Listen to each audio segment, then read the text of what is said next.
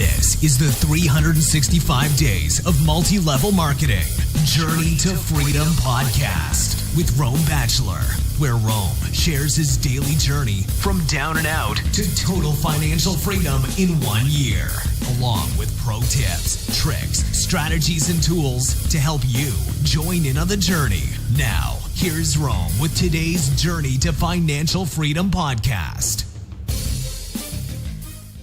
Hello, everybody, and welcome to tonight's 365 Days of MLM Journey to Freedom. This is definitely going to be a short podcast today because the purpose of this podcast is to reveal the good, the bad, the ugly, and the great, and the victory as we go along. And so today I am recording this podcast in a very candid manner from the parking lot of my job as I'm working very, very late. It is almost 9:30 in the evening. I have not left, have not had supper, but this is a thing that is actually something I am grateful for because it gives me the opportunity to share that not all success is convenient. And sometimes we've just got to be unconventional and to succeed. So today's pro tip, if you will, it's a little different. It's more of a mental attitude. But today's pro tip is to dig into absolute, are you willing to ask for the close? Are you willing to ask for the commitment? Because if you just friendly yourself around your conversations just to be nice and that is it. Now there's a time to do it and it's sort of an instinct, and when you do it enough you kind of get the idea. Sometimes it's better to just live and ask another day and just have a brief or slightly extended brief conversation just to get to know the person, listen and try to hear their heart and have a heart-to-heart connection.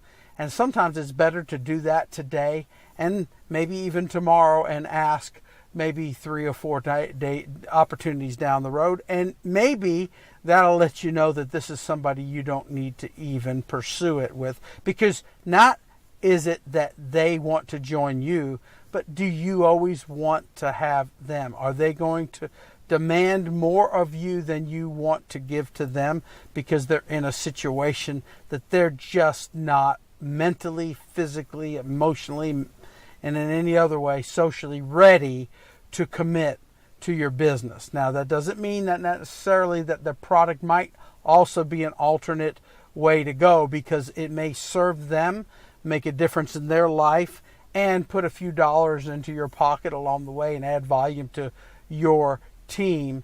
And what you do for your upline, your downline will do for you. So it's all right to pick up some pennies and share the stories and get 10, 20, 50 customers, 100 customers, and share that. And even if it means small money, it adds up. It legitimizes your business.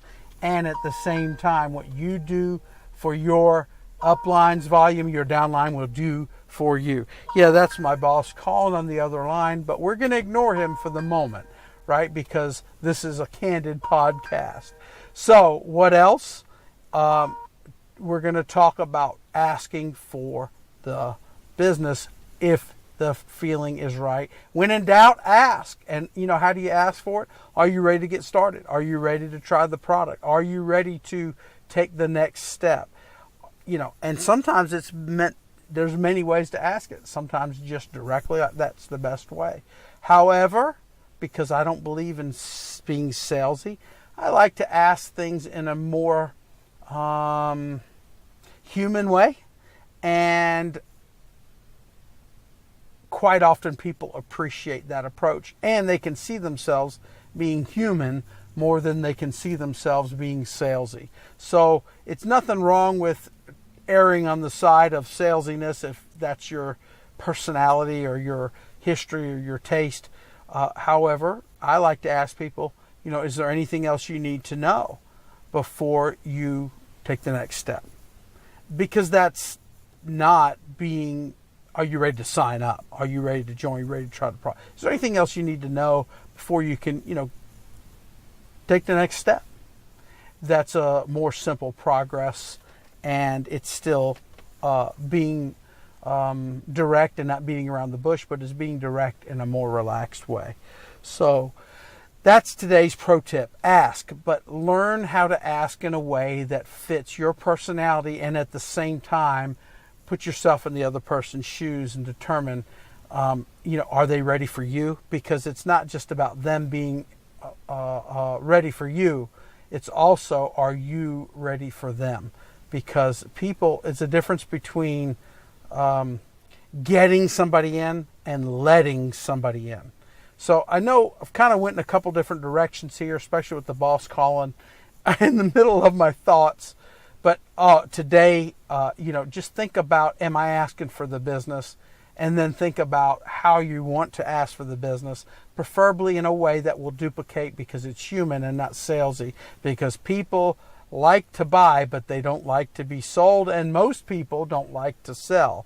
So therefore, even if you're the sales type, I would refrain from the temptation of being that person, because not only will you be able, by being that person, to bring people in, but you will also be able not to have duplication, because they may get in because you won them over, but they can't see themselves being you if you're too good at it. So it's better to be human than salesy. So put some thought into how you're wording things, but more importantly than wording things perfectly is to ask for many commitments, because it's like a ladder. You get a little yes, and then you can get a bigger yes. And sometimes a yes isn't from yes. Sometimes a yes is by asking for an affirmative no. For example, are you ready to try my product? Is going for yes.